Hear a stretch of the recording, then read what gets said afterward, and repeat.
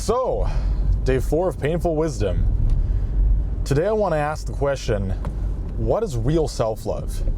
Is self-love the ability to love yourself for growing and being able to adapt to new circumstances and become this more experienced individual, an overall more sophisticated individual?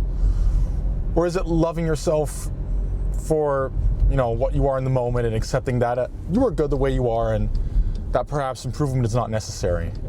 Because I think a lot of people are turned down by the idea of self-love because they associate it with this kind of, soft movement with you are okay the way you are, you don't need to change. If you're, for example, fat, you don't need to lose weight. If you're unhealthy, you don't really have to improve your health. That's all okay because you love yourself. But I would argue that if you love yourself, you would make sure that you're as healthy as possible, that you, for example, lose the weight, that you improve your diet, that you make sure that your mental health is, is good, that you make sure that you have good people around you, that you make sure that you're earning money so that you're financially stable and don't have to worry about uncertainty. Because we know what uncertainty does to your nervous system, right? Yeah, it would be interesting to figure out what people are watching this, so what you think about this.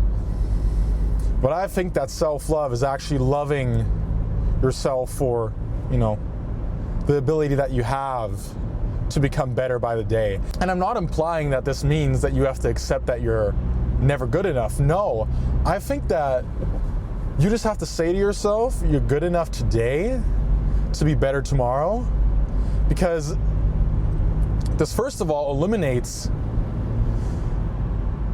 this need to prove to yourself that you are good enough. And second of all, allows you to appreciate the process that your potential is unlimited. So yeah, you may be perhaps good enough to lose the weight today, to learn something new today, to meet people who will, transform your life today. But all those things that you do today will make you better tomorrow automatically. So this, of course, is assuming that all these things are supportive of growth, which, to be honest, I think being around right people and, doing exercise, for example, meditating to focus on, your mental health, I think all of those things are supportive of growth. So yeah, that's my opinion on self-love.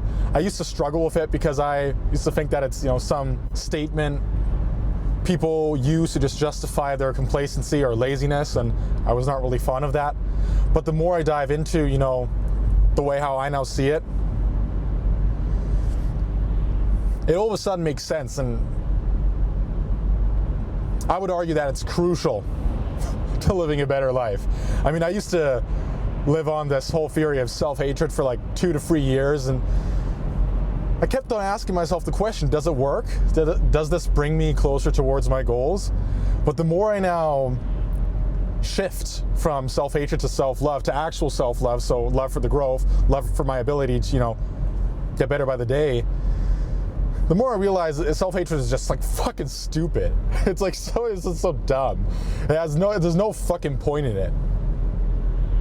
At least for the long term, maybe like for a period of a couple months, there's some merit in hating yourself to push yourself further towards a goal. But over the long term, it's just fucking destructive because you become so dissociated from yourself to a point where you just can't even recognize it anymore. And then, when shit actually hits the fan and shit gets bad and miserable, that real self of yours is then not there for you. And I talked about this in a video, and I've talked about this in a video on my main channel.